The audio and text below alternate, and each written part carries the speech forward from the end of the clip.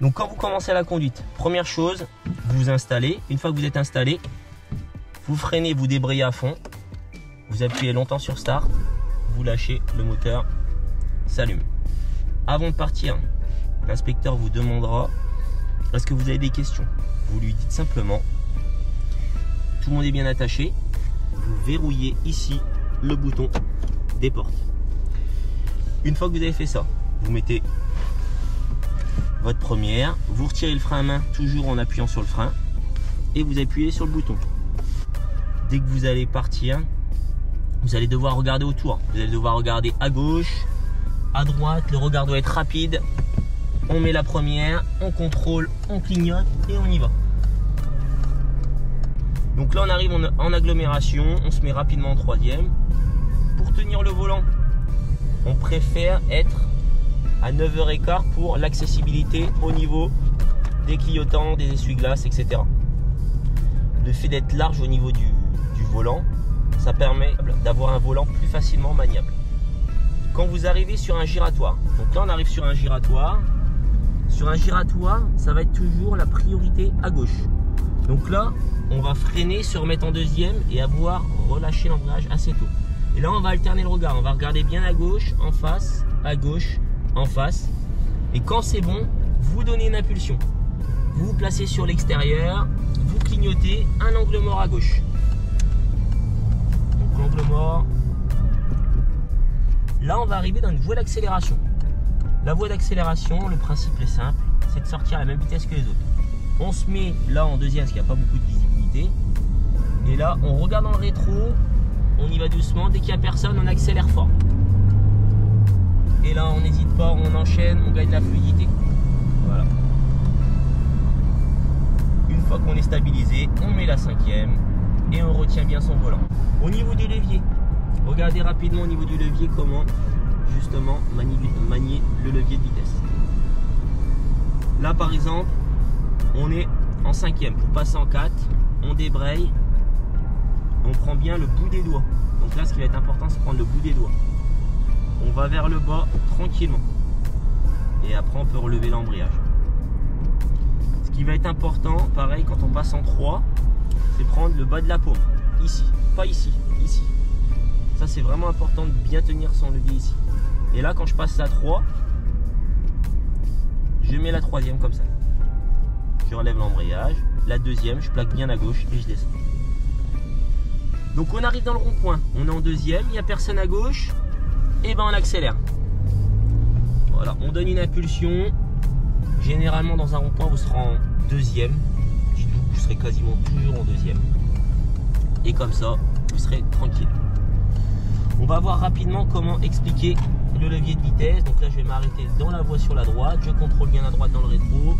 Et je freine tranquillement à l'intérieur. Si vous freinez trop tôt, vous allez gêner derrière. Donc regardez le levier de vitesse. Il y a un ressort. Le ressort de rappel. Servez-vous de ce ressort là pour passer les vitesses. C'est-à-dire que de la 1 à la 2, vous allez placer votre main sur la gauche.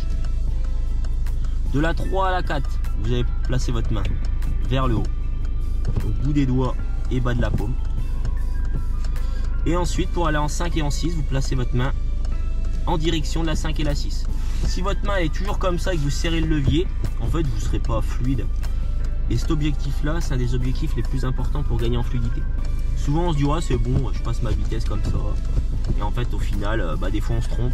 Et là, on regarde le levier et on se dit, je suis en combien? Pour résumer, la 1, on plaque à gauche, on monte. On remet sa main sur le volant. Ensuite, la 2, on plaque à gauche, on descend. On remet la main sur le volant. La 3, bas de la paume. On monte, on laisse rebondir. On remet la main sur le volant. La 4, bout des doigts. Donc là, vraiment bout des doigts. On descend. Vous avez vu, ça fait un petit arrêt quand on passe par le point mort. On remet la main sur le volant. La 5, on plaque. On remet la main sur le volant. La 6, si on a une, vous la mettrez quasiment jamais. Vous plaquez, vous descendez. On remet la main sur le volant. La 6, c'est plus sur autoroute, c'est au-dessus de 90. Et donc, c'est plus difficile à gérer. 5, 4, Vous avez vu quand vous êtes en 5, prenez bien le bout des doigts, vous la cherchez pas la 4, le ressort vous emmène en 4. Regardez, si je prends juste le petit doigt par exemple, il n'y a aucune force et ça y va tout seul. La 3, bas de la paume, hop, tranquillement on laisse rebondir le levier. La 2, on plaque à gauche, on maintient la pression et on redescend. La 1, on plaque à gauche et on remet la première. Et point mort, on redescend. La marche arrière, tout ça, ça dépendra de votre voiture. Des fois, elle est à la place de la 6. À ce moment-là, il faut juste aller chercher. Et sinon, sur la 208, il faut lever la bague en dessous. Vous plaquez à gauche et vous montez. Là, il y a le bip qui se met en fonction de la voiture que vous avez. Bon, ça change pas grand-chose. Et donc, pour remettre le point mort, quand vous êtes aux marches arrière, pour repasser à la 1, déjà on retire la marche arrière et on remet la première ensuite. Et puis voilà. Donc là, pour redémarrer d'un stationnement sur route, vous mettez la première, vous regardez bien dans votre rétro gauche et ensuite vous accélérez, il n'y a personne, on met le clignotant et on y va. Le clignotant, ne le mettez pas avant d'être sûr d'y aller. L'ordre pour les clignotants, c'est CIA, contrôler, informer, puis agir. On contrôle toujours avant de mettre son clignotant et ensuite on y va après le clignotant. Si vous tenez votre volant un petit peu plus haut ou un petit peu plus bas, ça va pas changer grand chose. Par contre, si vous êtes comme ça fait un effet balancier, vous allez à la droite ou à gauche parce que c'est comme si vous aviez une balance, les mains c'est comme si c'était une balance. Essayez de mettre le même poids sur le volant et laissez ouvert les pouces sur le volant. Pourquoi? Souvent vous êtes comme ça ou vous arrachez après le volant, et quand vous vous arrachez après le volant, imaginez vous avez un accident, en fait vous cassez les pouces ici. Donc mettez bien les pouces ouverts, détendus les mains. Vous avez vu, en fait on le maintient à peine, le volant. Si je le lâche, la voiture continue tout droit. Et donc là on va aller à droite au rond-point. Donc je contrôle intérieur, extérieur, clignotant. Je remets la deuxième. Il n'y a personne à gauche, la voiture elle arrive, c'est fini. Je mets une impulsion et je vais sur l'extérieur. Serrez le bord droit autant que possible. Un angle mort avant de sortir. Et on y va. On réaccélère. Vous devez être en deuxième. Tout doit être fini. Regardez, j'arrive doucement. Et je remets une impulsion quand je veux y aller. Je reste sur l'extérieur. Là, clignotant à droite. L'angle mort à gauche avant de sortir. Et puis j'y vais tranquillement. Je remets la troisième et c'est ça la fluidité qu'on va rechercher. Donc là j'arrive sur le rond-point, je suis en deuxième. Voilà, tout est lâché. Et ensuite, je mets une impulsion et je vais sur l'extérieur pour aller en face. Tac, je mets mon clignotant à droite. Donc ne demandez pas la direction une fois que vous êtes engagé. C'est trop tard. Allez où vous voulez. On ne peut plus vous répondre parce que si on vous dit que c'était pas là, vous allez mettre un coup de volant. Trompez-vous, c'est pas grave. Et si l'inspecteur parle, quand c'est le jour du permis, bah c'est pas grave, il parle, c'est tout. Quand vous arrivez à une intersection comme ça, un stop, jetez un coup d'œil sur la droite, voir ce qui se passe, c'est important. On n'est jamais en sécurité en fait sur la route. Vous devez toujours vous dire que les autres vont faire des erreurs. Donc là, quand vous êtes sur la route, vous regardez régulièrement dans les rétros. Quand vous regardez dans les rétros, pensez toujours à tourner la tête. En fait, on n'en rajoute pas, mais essayez de regarder la télé de travers en tournant les yeux. Donc quand vous êtes devant la télé, vous mettez en face de la télé. Donc quand vous regardez un rétro, vous mettez en face du rétro. C'est le cou qui bouge. Donc là, on va aller à gauche. Donc je rétrograde tranquillement les rapports. Je contrôle. Je clignote. Donc CIA, contrôler, informer, agir. Hop, je me mets en deuxième, il n'y a personne. Et je réaccélère. Vous verrez que généralement, quand vous arrivez sur un giratoire, je vais appeler ça comme ça, bas de deuxième. Bas de deuxième, ça veut dire que vous êtes aux alentours des 20 km/h. La voiture roule tranquillement. Chose importante aussi, regardez au niveau des pieds. La voiture, quand vous êtes en deuxième, il y a ce qui s'appelle le ralenti moteur. Donc là, on est en deuxième enclenché. Et regardez, je ne touche pas les commandes. la voiture elle bloque à 16 km/h. Donc la voiture bloque jusqu'à 16 km/h. Donc voilà, elle va varier un petit peu. Et quand je commence à freiner légèrement, la voiture va commencer à trembler. Et à ce moment-là, il faut arrêter de freiner quand ça tremble. Parce que si vous continuez de freiner quand ça tremble, la voiture va caler. Donc là, je mets un clignotant parce qu'il y a quelqu'un derrière nous. Voilà.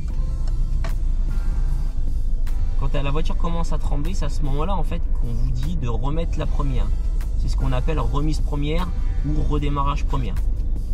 C'est-à-dire que là, pour remettre la première, vous restez en mouvement, vous débrayez à fond, vous mettez la première, vous lâchez le frein et vous redémarrez. La voiture est toujours en mouvement. Regardez, la voiture est toujours en mouvement. Elle bouge toujours un petit peu. Donc là, je réaccélère. Donc au niveau de mes pédales, je réaccélère et je tiens, je tiens, je tiens, je tiens, je tiens. Et ensuite, je peux lâcher l'embrayage. Et là, pareil, quand je relâche l'embrayage, la voiture ne calera pas. Donc que ce soit en première, deuxième, troisième, la voiture ne calera pas.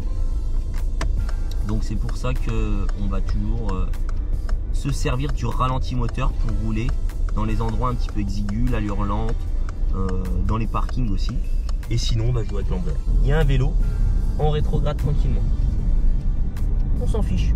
On prend notre temps. Regardez, c'est limité à 45 en plus. Donc là, on attend derrière le vélo.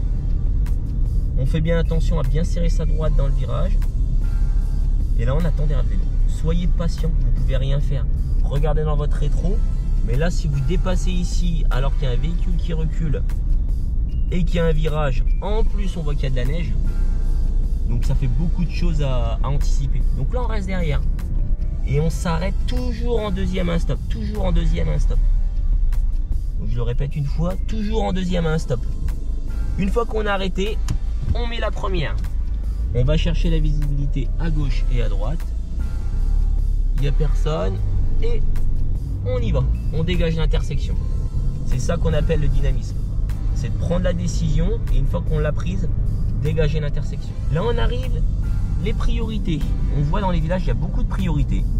Donc là, une rue, il n'y a pas de marquage. Donc, on regarde à droite, il n'y a personne. Et on accélère. Et on remet la 2. Et être sûr qu'il n'y a personne avant de s'engager. Là, la visibilité est meilleure. Regardez, hop, du coup, j'attends pas. Je réaccélère tout de suite. Adaptez votre allure à la visibilité. Donc, pour résumer les priorités en 3 points, cherchez d'abord les rues. Ensuite, regardez la signalisation. Et en 3, vous adaptez l'allure à la visibilité.